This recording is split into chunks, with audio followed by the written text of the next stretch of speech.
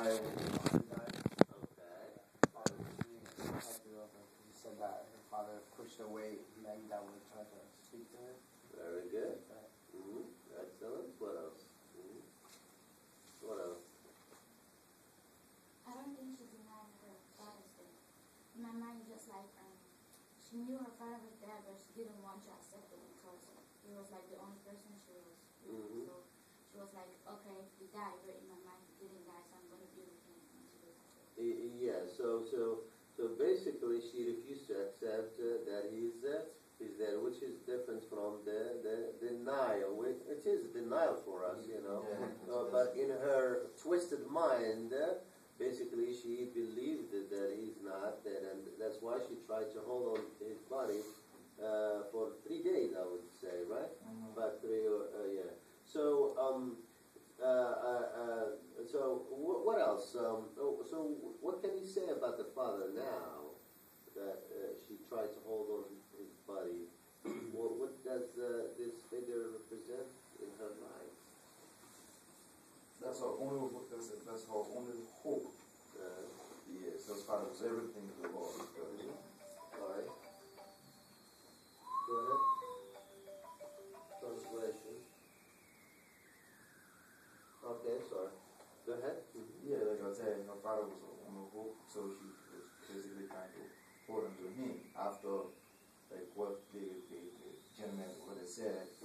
He stopped people from coming around her, and nobody basically would come around. She felt that where she was kind of like going to be single forever, and she didn't want to accept the fact that she was going to be single forever, so she wanted to cling to him. So why do you think that her father tried to push every man that comes? They asked for the money. That's what he thought. After status. Yeah, maybe these men probably are not good enough for his daughter, and that's the reason why he's trying to push them aside and dismiss them. Okay, because they do not rise up to his expectations, standards, and status. Very good. What else can you say about these few details? Well, to say that they were both all they had was each other. Because it doesn't mention her mom or his wife or any other siblings. It's just, it was them too. So they didn't want to let each other go. So, what do you think about her father? We don't have a lot of information, but we can get some from... He was a proud man. Yes. Nothing was ever good, like you said, for his daughter. Okay. And, you know, they said that she would never accept anything from anybody else. They were, like they said, when her father died, they felt sorry for her now because now she would realize what it meant to be a human. Like, stop holding yourself up there. It's why come down to where we are. Very good, excellent.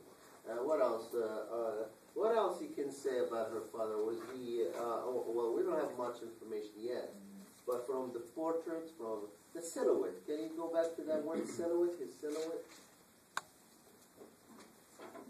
What does when you talk about silhouette? Usually what does it mean, a silhouette? A silhouette. A form. Okay. So and why the author refers to this word silhouette in connection to what?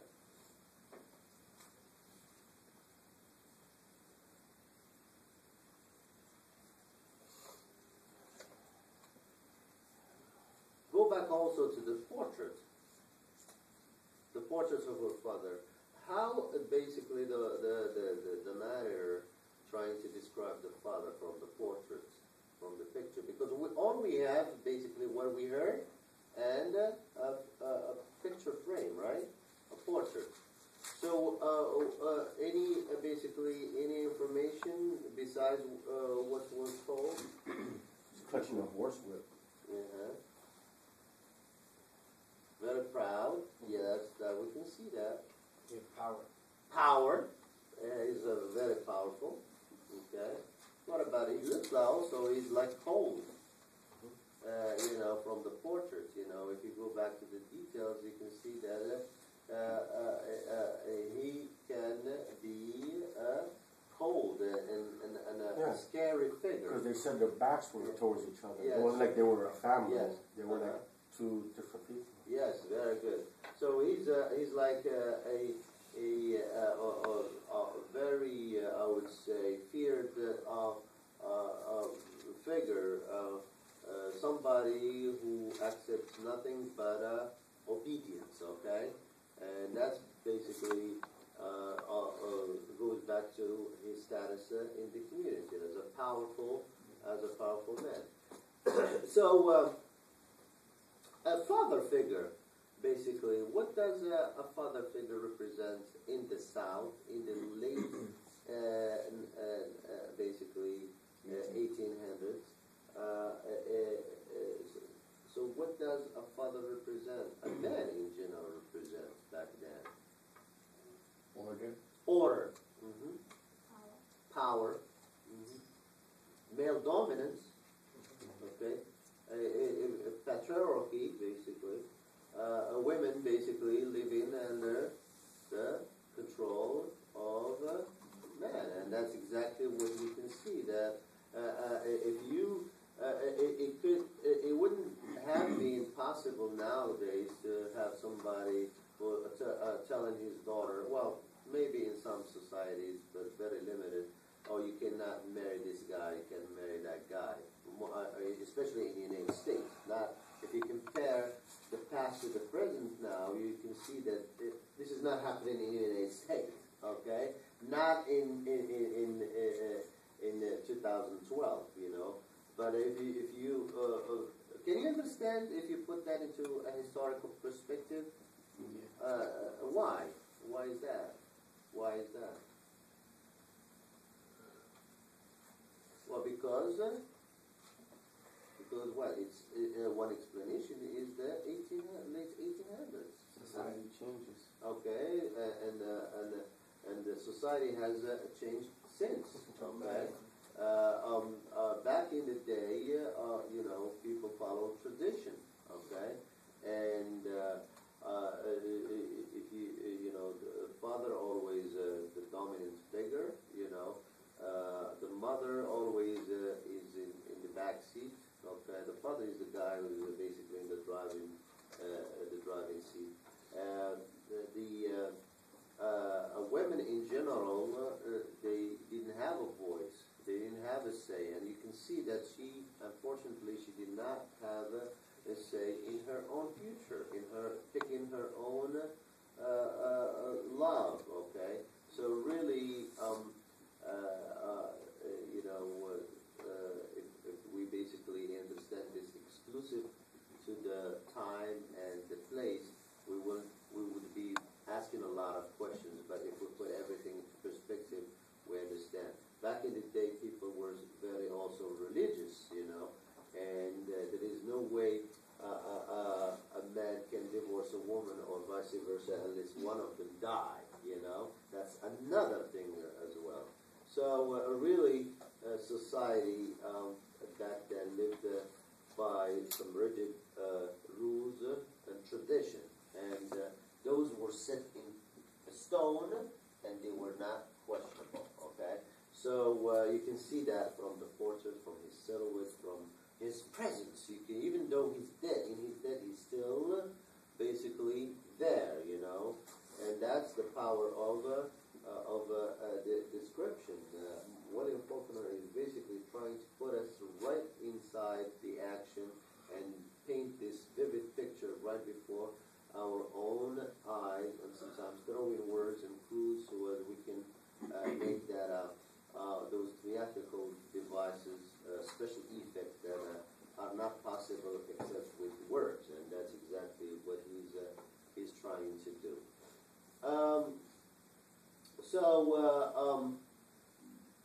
There was somebody mentioned there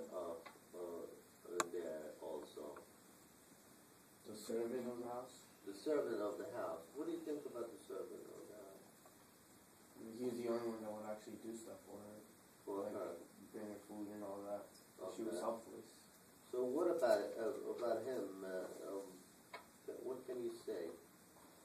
Anything? I would know not much basically, except from the cruise drone there. He's very secretive person, right? He's very loyal, very loyal. You can see that as well, because otherwise he would be the first one to tell about the smell, you know. So he looks like he turns a blind eye on what she was doing for all those years, you know. From what we understand, he's also an African American, basically. You know, not much about slavery. Long, basically, by that time is long over. You know, there was, however, segregation. There was, however, I would say, lack of education and other things as well. But the story does not take that turn. But they describe the servant as more of a very secretive person, very loyal. He doesn't say much, and that's exactly what we expect then from African American person working for an aristocratic family to keep their secrets, you know. Otherwise, probably, do you think he did it from the point of view of loyalty or something else, or fear, punishment? I think fear and punishment. Like you said, he had lack of education, so if the father it was a strict man like he was, and he still feared him, so he wouldn't have gone anywhere. Mm-hmm. He would have had anything else to do anywhere else. But he knew now that basically Emily is fragile, old, you know, vulnerable, and he still didn't say anything, you know. He said anything. So it could be that fear turned into loyalty. It could be years of service also. It could be anything, you know. So you can basically interpret this from different windows. It's up to the arguments basically you're going to put forward, the arguments that you're going to marshal to convince this way or the other. But that's not as important. What's important is basically the father figure. The father is ruling even in his death, you know. What else? Probably we have to read more to get ahead. Somebody to finish?